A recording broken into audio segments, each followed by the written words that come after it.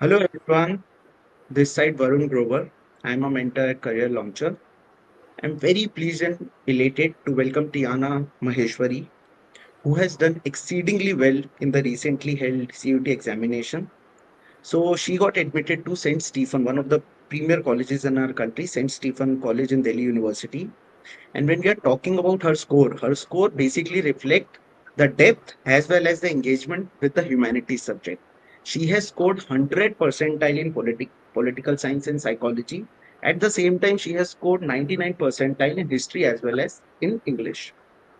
So in this conversation, we'll be exploring basically what made her preparation so effective. Okay, how she approached the subject with both strategy and both curiosity. So I'll be talking about that and what her experience can offer to the future aspirant. So welcome, Tiana. First of all, many congratulations to you and to your family. Good Welcome. afternoon, sir. Thank you. Thank you. Great, great. So Tiana, now tell me one thing. What was your overall preparation strategy for CUET? Now, did you follow any basically fixed timetable or adapt your routine based on any subject wise needs? Were there any tools or platforms which you were using that help you stay organized? Yes, sir. So I primarily started my preparation in grade 12 only.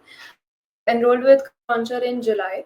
The first thing I did was to map out the subjects that I want to give the exam in. And this is something very important that if you are aiming for a simple BA course, then it's advisable to focus only on your domains and your language and not on the general test. So that's why I chose to not give the general test and only focus on my four subjects. So domain subjects were always the priority, and English was something that I would do only in the break time. And after enrolling with Career Launcher, that served as 40% of the preparation, the recordings and the extra material. And beyond that, after a primary reading of NCRT, I would go for certain YouTube channels. Like, from the top of my head, I can recollect Humanities. That was a channel that covered line by line explanations, especially in history. And then I did some Menti quizzes online, so around 100 MCQs per lesson. So going from that preparation, and then near the end, it was just a priority focus on the NCRT. But at the start of the preparation in 12th, it looked like this. Great, great. So, talking about Career Launcher, you have been enrolled with Career Launcher for all the subjects that you had appeared in for the CUET. When we are talking Yes. about psychology, political science, history, as well as English. So, what was your journey with Career Launcher? How Career Launcher helped you in scoring such good marks in CUET? Yes, sir. So I firstly did my 11th, 12th from Maharashtra State Board. I was in St. Xavier's Junior College. So it was already important for me to take coaching, because if you're not learning CBSE in school, then it's hard to assess your own understanding of the syllabus. So after I joined Career Launcher, I heavily relied on the recordings, because the live lectures would clash with my class timings. So hearing the recordings, firstly, having that classroom environment and an active participation between students and teachers, that was very helpful. And after that, the mocks and the extra daily practice tests, that was also something I went for. But again, with Career Launcher, at one point I had to prioritize as well, that the NCRT and the certain materials that I'm more comfortable with, that always had a priority in my head. So Career Launcher was something, if I want something above and beyond, if something secondary, that's when I would go for Career Launcher. But definitely I can say 40% of the credit for the preparation, it definitely goes to Career Launcher. Great. Great. So, you were in Maharashtra State Board. So, Yes. subjects would be very different. The syllabus basically of the subjects would be very different. That would be more challenging for you rather than for the CBSE students. Even then, you were being able to score such good marks in CUT examination. Now, tell me then, how did you manage board exam as well as CUT together? Basically, Maharashtra State Board exam as well as CUT together. Yes, sir. So, firstly, it was, the two things did not actually complement each other. As you said, the syllabi were completely different. Like, if I give an example in history, in 12th standard, the first CBSE lesson we do, that's about Indus Valley civilization. And in Maharashtra board, the first lesson we did was about European Renaissance. So, it was completely different. So, because of that, throughout the entire year, I prioritized only board exams, because to get admission into St. Xavier's after 12th, you have to have a certain, like, the criterion is the board exam marks and not CVT. So throughout the year, for my midterms, for prelims, always board exam was the priority. But whenever I had any vacation, summer vacation, Diwali, or especially the 2 months after board exams from March to May, that was when 100% focus was only on CUET. So definitely in daily life during the week, I would barely get any time for CUET, and that was okay. I just had a basic feel of all the subjects, and whenever I had time, I would catch up on the recordings of Career Launcher to help me stay on that link. But yeah, the major preparation I had was from March to May, because then at that point in time there was nothing else to focus on, and my admission had already been confirmed in Xavier, so CUET was like a backup plan. So there wasn't a lot of pressure of performance, but it was internally that yeah, if I've done it, so I should study hard in the last 2 months. Great, great. So you got admitted to Xavier's also. Great. Yeah. Great. So tell me one thing, when we are talking about multiple subjects, how did you prepare across multiple subjects with such a precision? Because you have scored such good marks. In two subjects, you have scored 100 percentile, and in two subjects, you have scored basically more than 99 percentile. So how did you prepare across multiple subjects with such precision? Basically, when I'm asking, did you rotate subjects weekly, or did you follow any fixed schedule? Or one more question in regards to this only. Was there a subject that required more energy, emotional energy, or more efforts in comparison to other subjects? Yes, sir, definitely. So, firstly, English, as I said, the language will always take the back seat inevitably. So, the major resources I used for English were the Norman Lewis book. It's a very thick red book. Yeah, So, it true. helps to teach you etymology rather than vocabulary. So, in the exam, even if you encounter a new word, you at least know where to begin to dissect it. Apart from that, I chose for vocabulary some resources, like there was a PDF of Spark Notes for like 1,000 SAT words, so that was helpful. But and then some YouTube channels, like for grammar I used Mind Springs. So all of these channels, this was only done in the break time, or it was only done when you're done with all the domain subjects or you're tired, because you will never be able to allocate 5 days or a week to English will always take the backseat. For domain subjects, psychology was easily the subject that was the most relaxing. We only had 7 lessons, and history was definitely the hardest. At one point I was thinking I should drop history and take sociology. It was very hard, but again, that's why the focus on history, I knew that it's okay to take even 2 weeks in a particular lesson for history, that's fine. But with psychology and Paul Science, especially Paul Science, was very interesting. This the course that we had, the two textbooks, and the lessons were also a lot shorter, so that was always something to do in between history. But history, for me, I made personal goals, like if there are 4 lessons in a particular textbook, so in 2 months you're supposed to finish those 4 lessons no matter what. And Career Launch also helped with that, because the mocks that were given to us, they were based on 4 lessons at a time, and then near the end it was the entire syllabus. So that was also a helpful thing. So yeah. So tell me, you were thinking to drop history, but in the end, you got enrolled basically for BA honors in history only in St. Stephen. Tell me something about that. It shows uh, that you have very good interest in history as a subject also. But why were you so basically in the beginning? Why were you thinking of dropping with history? Because, as I said, the 12th grade syllabus of Maharashtra State Board is completely different. So that is one thing. Another thing, having 3 textbooks, my progress in history was very bad. Like when January rolled around, I had barely finished the first textbook of history. So it was really bad. And the medieval history, the second textbook, was especially difficult for me. So I kind of gave up on history when we reached the Bhakti Sufi traditions lesson. At that point, I thought that I asked some of my CBSE friends that what is the easiest subject for you, and they said sociology. So I read a textbook of sociology, and I felt I can give the exam in that. But then there was a rule by DU that you can only give the exam in subjects you've done in school. So then I thought it's either history or economics, and I don't like economics even more. So I thought I'll just take history. But once I was done with the 3 textbooks, I felt so good about it, because the course for CBSE, when you do history, it starts from Indus and it ends at the Indian independence. And Paul Science starts from Framing Indian the independence. constitution. Framing the constitution, basically the last Yeah. chapter. So it ends with framing the constitution, and Paul Science takes up from there, and it ends at the contemporary times. So that entire Yes. chain was so comprehensive that I felt that yeah, history was definitely worth it. There's a reason that I was able to finish the course. So I took it as a sign, and I thought, okay, let's do this. Your personal relationship with history also is very interesting. How it changed your perspective also. And you ended up taking B honors history in St. Stephen College, which itself is very, very interesting. Yeah, great, great, Tiana.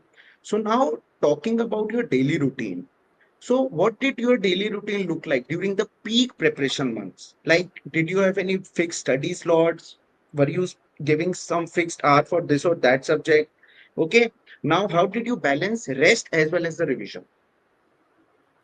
Yes, sir. So my board exams got done on March 8th, and honestly, my actual studying started from March 20th only. And by that time, we had gotten the dates. I think that CUET will begin from 13th May, or I think 8th May at that time. So in my head, I imagined as if my exam will be on the first shift on the first day. So we had to go with that mentality because the dates are very varying. So throughout those 2 months, first the pressure was really less, and I would only study for say 5 or 6 hours. And the basic goal in the first 2-3 weeks again was to finish the recordings. And for English, in fact, I was never able to finish the recordings. There were too many videos. But till that time, it was all about recordings. Then for 2 weeks, I had a phase of doing mocks, and in total, I would have done 55 mocks definitely because I was at one point almost addicted to doing mocks because I felt it was a very good challenger or like a booster of confidence, but also taught you the things, the lacuna where you're lacking, all of that. And then at the 2 weeks mark, like before CUET, that's when I stopped all other preparation and no more, even career launcher, I stopped all other YouTube channels, any new material, I completely stopped. I decided only focus on my notes, focus on the NCRT. And near those last 2 weeks, or at least the last week, I can't quantify a number of hours, but if I was not eating, then I was studying only because then you don't keep track of time also. Then it's just that, oh, you have 27 lessons to do, you just have to finish it. But before, like in April, it was very low stress and not very like a very, like there was not a lot of pressure on me in April itself. It was only in May. You spoke about mocks, importance of mocks. How do you rate basically attempting more and more mocks, which give you real-time examination feel? How Yes. important was attempting more and more mocks in your CUET journey? Yes, sir. So for every subject, it varied for me. I would firstly say that in CUET, the time management is not something very important because you will never miss a CUET exam. It's not like CLAT or your board exams, and there's a lot of time, especially for psychology and all. You can revise 2 or 3 times, but with English, sometimes the time is less. So the mocks per subject, I can say for history, the picture-based questions, the captions of the pictures in the textbook, the timeline questions, rearranging the timelines, and specifically the map based questions as well. That's something that you don't have a lot in the past year question papers of CUET, but sometimes we had to say arrange Harappan sites from north to south or east to west. That was very helpful. And for psychology, case study based questions, things that basically career launcher mocks, they compile a lot of information from past year board exam papers. From the 2022 board exam, the COVID era, the first term exams that the board exams had was like 50 MCQs.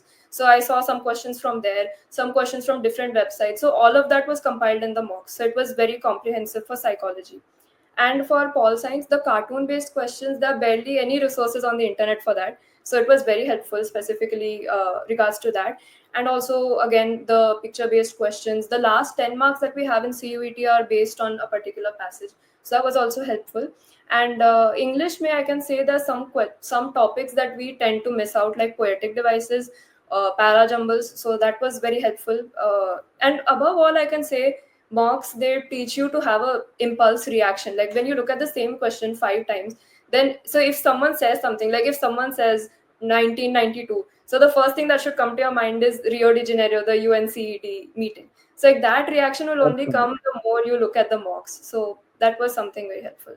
So, talking about now, you have gotten into the premier college of your choice, the first preference, that is the St. Stephen in Delhi University. Now, what about the future students who are looking up to you? What are the tips you are giving to those students who will be appearing in the upcoming years?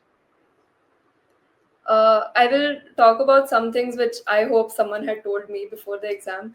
One thing that you will not have a good exam schedule the way board exams are there, like one exam, then 2 days. That will not happen. Mostly, you will have two exams or maybe three, like in my case, in one day. And sometimes you have to choose your centers also very carefully because I have seen that someone has to give one exam on the same day in another center and then the second shift in another center. So that has to be chosen carefully. And for that reason, I would say normally English would coincide with another subject. So English should be something that you will never have the time for. So always have shorthand notes for it. I had many notes from the career launcher classes. In fact, I'd say the best course and the best hard copy material we had was for English, because it's completely comprehensive and very difficult questions. You will not get difficult questions like that in CUET, but it was very helpful. So Here shorthand the notes. teams work really hard in the framing of those questions, in framing those books also. They work really hard.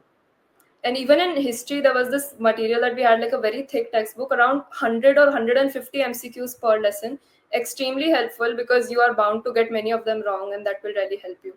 So for English, yeah, that these textbooks, they were really helpful. But again, when that 2 week mark comes, don't do any new resources. This happened with me, that there was a CBSE supplementary material for Pol Science. I got to know about it only in the last 2 weeks. So that was a very panicky experience for me. And another thing for history, at the end of every lesson you have recommended readings, like 5 to 7 in like this box, and questions are asked from there also, like who is the author of so and so book.